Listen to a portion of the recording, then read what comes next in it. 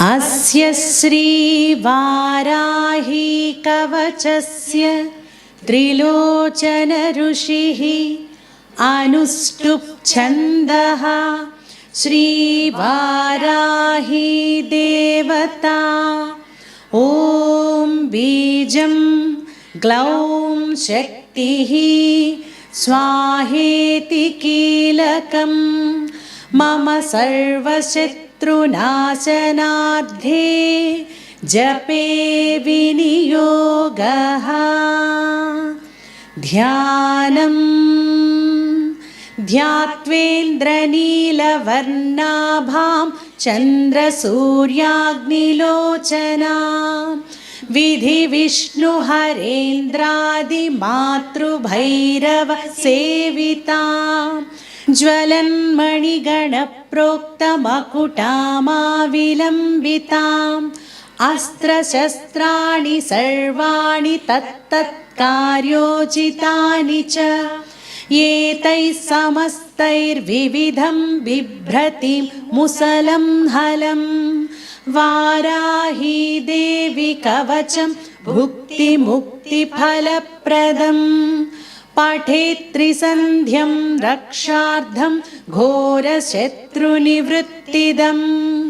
वार्ताळी मे शिरः पातु घोराहि फालमुत्तमम् नेत्रे वराहवदना पातु कर्णौ तथाञ्जनी घ्राणं मे रुन्धिनी पातु मुखं मे पातु जम्भिनी पातु मे मोहिनी जिह्वां स्तम्भिनी कण्ठमादरात् स्कन्धौ मे पञ्चमी पातु भुजौ महिषवाहना सिंहारूढा करौ पातु कुचौ कृष्णमृगाञ्चिता नाभिं च शङ्खिणी पातु पृष्ठदेशे तु चक्रिणी खड्गं पातु च कट्यां मे मेढ्रं पातु च खेदिनी गुदं मे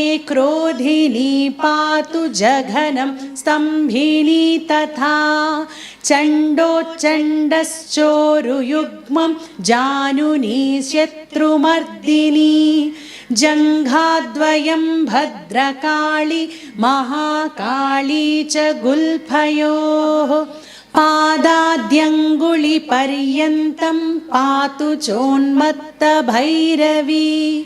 सर्वाङ्गं मे सदा पातु कालसङ्कर्षणि तथा युक्तायुक्तस्थितं नित्यं सर्वपापात् प्रमुच्यते सर्वे समर्थ्य संयुक्तं भक्तरक्षणतत्परं समस्तदेवता सर्वं सव्यं विष्णोः पुरार्धने सर्वशत्रुविनाशाय शूलिना निर्मितं पुरा सर्वभक्तजनाश्रित्य सर्वविद्वेषसंहतिः वाराही कवचं नित्यं त्रिसन्ध्यं यः पठेन्नरः तथाविधं भूतगणा न स्पृशन्ति कदाचन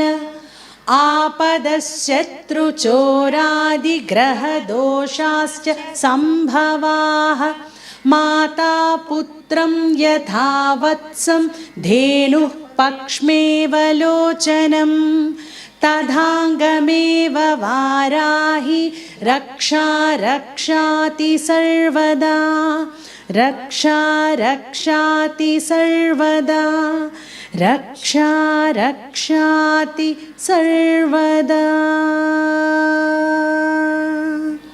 ఎలాంటి అనుభూతిని పొందారో మాకు మంచి కామెంట్స్ రూపంలో తెలియజేయండి. అలాగే మీ అందరికీ తెలుసు కదా, ఇలాంటి వీడియోస్ మీకు మరిన్ని కావాలి అంటే మన సంగీత సాధనాంజలి ఛానల్ని, అలాగే సింగ్ విత్ గీతాంజలి ఛానల్ని షేర్ చేయండి, లైక్ చేయండి, సబ్స్క్రైబ్ చేయండి, బెల్ ఐకాన్ని క్లిక్ చేయండి. తరువాతి వీడియోలో మరొక చక్కటి పాటతో మళ్ళీ తిరిగి కలుసుకుందాం.